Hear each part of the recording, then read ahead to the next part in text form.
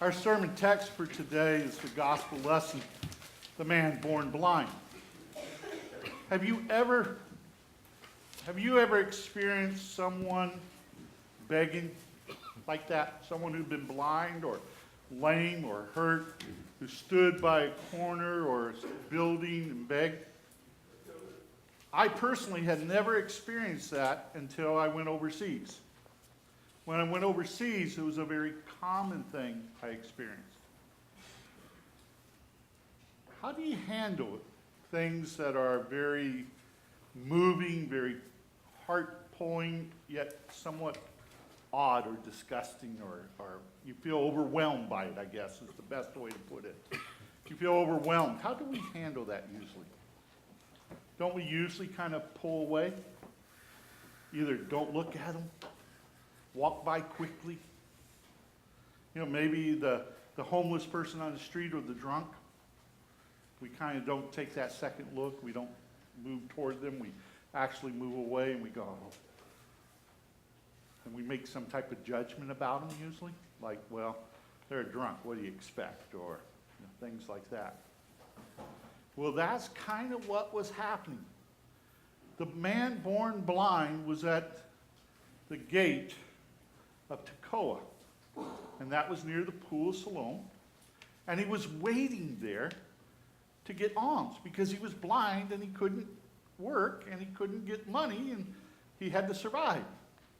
So he's waiting for people to give him money as they went in the gate. Of course, he had a good location probably. Jesus and the disciples were walking in. As they walked in, they both saw him. They both were aware of his presence. Yet they dealt with him very differently. So let's take a moment and look at how they dealt with him. Jesus saw the man and moved toward him, looked at him, saw the very person behind the blindness, the pain, the suffering, probably the hurt, the need. The disciples asked the question of Jesus. They looked at him, they saw him, but they didn't see him. He was an object to them. He was not a person. And they said, Rabbi, who sinned? The man born blind or the mother and father, the parents? Because, see, the belief that they held to was that whenever something bad happened to you, it was a result of sin and God's punishment for sin. Now, certainly that's not a belief we have in our generation at all, I'm sure. Sure, we don't think that when bad things happen to us, we don't go, oh, Lord, what did I do wrong? Because that would be thinking God punishes sin. And we know God punished Jesus Christ. But see, they had the ungodly belief that God was a ruthless, mean God who punished all sin with blindness at birth to a baby, or handicaps, or illness at that time. How could they? Well, that's pagan thought. That's how pagans thought. Because the pagans at that time in the first century honored the healthy, the strong, the heroes like Alexander the Great, those people who can enforce their will based on their strength and power. So the helpless, the handicapped, the sick, the hurting, had no value. They were treated as nothing, as objects. Many were allowed to die in their childhood by just simply throwing them out to the wall. Who would want to raise a handicapped child? See, our culture has become very pagan, hasn't it? When you think about it. Our culture has the attitude, let's put the handicap off, out of the picture. Don't deal with them. No, they're people who are loved and cherished by God. And so Jesus said to this man, he said to him, come, he spit, he got the spittle and he put it in the guy's eyes. And he said, go wash in the pool of Siloam. Now the disciples were caught up in the theological discussion. They treated the guy as an object. They talked in front of him as if he wasn't even there. They just went on, and Jesus defends the guy. Says it's neither him nor his parents, it's so that the glory of God may be revealed. And he says, now is the time to work while it is day, for night is coming when we can't do these works. What Jesus was telling them was that we need to see the opportunities of the needs of others, the handicapped, the sick, the hurt, the lame, as opportunities to do God's loving, compassionate care to them, a way of glorifying God. Now, God certainly did not have the guy born blind just so he could be healed at that moment. He was born blind because he lives in a sinful world, a corrupt world, a world that is no longer perfect because of all the things that have happened and gone on. But it's always an opportunity for God's people to bless others, to be compassionate to them, and watch God be glorified. And that's what Jesus was saying to his disciples. It's not that he was blind because his parents sinned or he sinned. No, this becomes an opportunity to glorify God. And then he heals him. I wonder what the disciples thought. I mean, when you really think about it, didn't they just judge him? They had their theological, doctrinal position that obviously he's blind, therefore someone sinned, his parents or him. And they judged him and saw him as an evil sinner, one punished of God. But see, that's what judgment does. Judgment pulls away. Judgment's very quick, where compassion is very slow. Compassion takes that time to look and see the person and realize the person you're dealing with. See their heart, their soul, their being. They're no longer an object in compassion. But in judgment, they're an object. They're a thing to talk about. And so you make quick assumptions about them. And you tend to treat them as worthless. Because see, what happens in compassion, when you look, you're moved to want to help. If you slow down and take the time to look, you want to help. That's why we don't slow down. That's why we don't take the time to look. Because there's too much need out there and we don't know what to do. And so we're overwhelmed. So we fall into the trap of being judgmental. Being quick to make assumptions. To be quick to give advice. Or quick to write them off. Or to assume something about them. And say, well, that's their problem. That they did it to themselves. Or it's their own issue. And truly they may have sin and struggle in their life.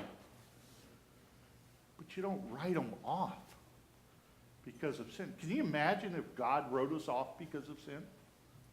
Which of us would be here?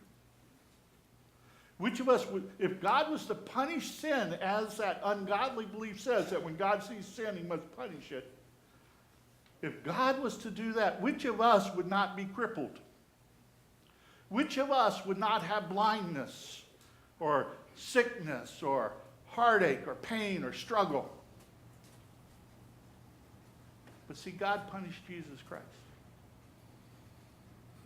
Jesus paid the penalty so that God can be just when he's merciful, just when he's forbearing, when he's patient, letting us live. So the struggles we have in life are because of the corrupt, sinful world, not God's judgment, not God's punishment. Sickness exists.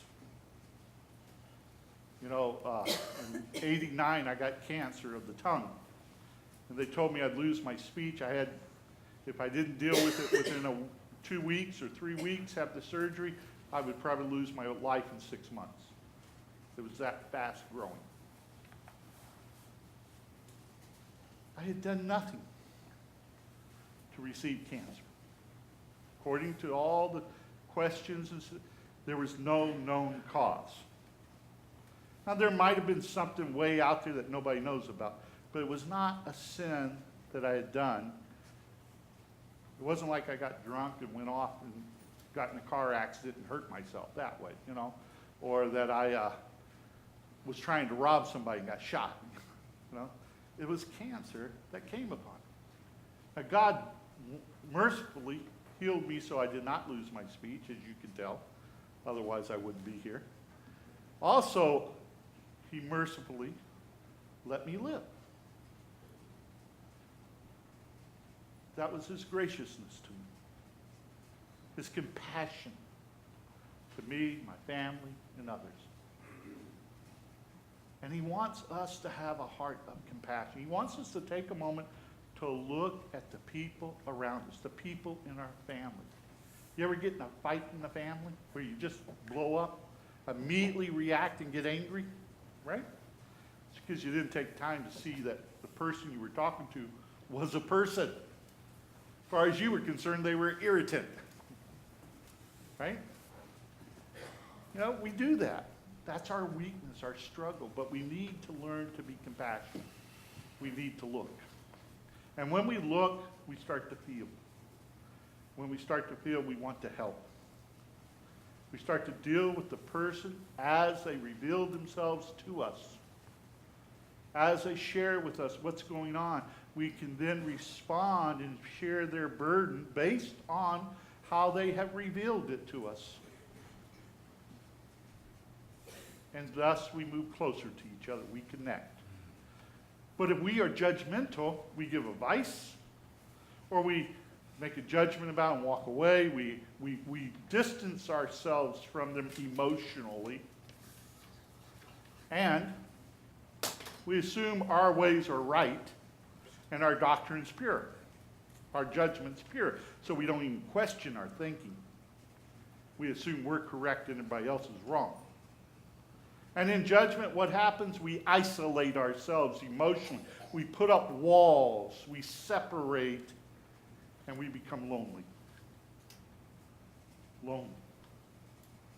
Isolated. We can be married to someone and judge them and not know them and be lonely in the midst of the marriage. How sad. Or we can judge our children and separate and not be able to connect and talk with them, or them with us, and find out that we're both alone while we're living together. Isn't that sad? But then that's what judgment does. And that's what these people did to the blind man. The blind man got well, and he says, "Oh, I'm well." And everybody goes, "Wait a minute, I thought you were blind. Is this not the guy who's blind around us?" And then some say, "Well, yeah, it is." And some say, "No, it's not. It couldn't be." And he kept saying, "It's me. Yeah, I was the beggar. I can see now." So what'd they do? They judged him and took him to the Pharisees. And the Pharisee says, "Tell us what happened." And so he tells them how he was blind and Jesus came and spit in the mud and put it on his eyes and he washed in the pool of Siloam and now he can see. And the Pharisee said, "What? Are you crazy? He's a sinner. He can't do those things. What's wrong? They didn't believe he was even blind." So what do? They call the parents. I can just hear the parents as they walk up. Oh, no. They're trying to find a way out of this. They don't want to accept anything. So the parents come. They share the truth. They say, "I don't know how he got well, but I do know he had been born blind. Yes, he was our child. He's of age. Ask him. Protect themselves." And the Pharisees call him back. "Well, how'd you see? Was this man of God then?" "Yeah, he's a prophet." "Well, no, he's a sinner." They reject him because, see, they had their views. They were judgmental, hard in their ways. Unwilling to. Isn't that a character of judgmental spirit? That you won't listen to someone else. You won't consider that you're wrong. Now, we can be judgmental for a protective reason. That is, we're insecure and we don't want to admit we're wrong, so we put our defense up and be judgmental. when in actuality we're caring people, frightened but caring, but we can't express ourselves that way because we're afraid. If we would take time to look at people, to see them in their fears, their struggles, their journeys, their heartaches, get to hear them, because see, compassion is quiet, slow, and listens. Compassion listens to the person, where judgment assumes. Compassion hears the journey and joins in sharing the burden. Does not have all the answers. Jesus could heal the man. We wouldn't have been able to. But we can certainly pray. Maybe God would do a miracle while we pray. He certainly can if he chooses. But we can certainly join him in his journey, right? Support him, help him, be with him, encourage him as best we could at that time. And sometimes in our journeys we're moving along to another place and we don't have time or abilities to really get involved deeply. But we can share. And we certainly can pray. Many times when I was on the bus or the subway in New York, I would see people. And I didn't have the opportunity to meet with them or talk with them, but I would pray for them. I said, God, I see their face, it looks sad. Or they're harassed, or they're tired, or they're looking around anxiously. Lord, touch their heart, come to them, be with them some way. Certainly we can do that. But see, to do that is emotional. And sometimes we don't want to deal with the emotions. It's easier to walk away. I trust that we will not be people who walk away. Maybe we'll slow down enough to look and see. And certainly listen when we have the opportunity. And know that we're all sinners. Fortunately, God is slow. He's compassionate. He knows you. He hears you. He sees your very heart. He knows your very being. He says, let me join you. Let me join you in your burdens, your struggle. Let me share and walk with you. I trust that we'll receive his compassion. We'll receive his love. Amen.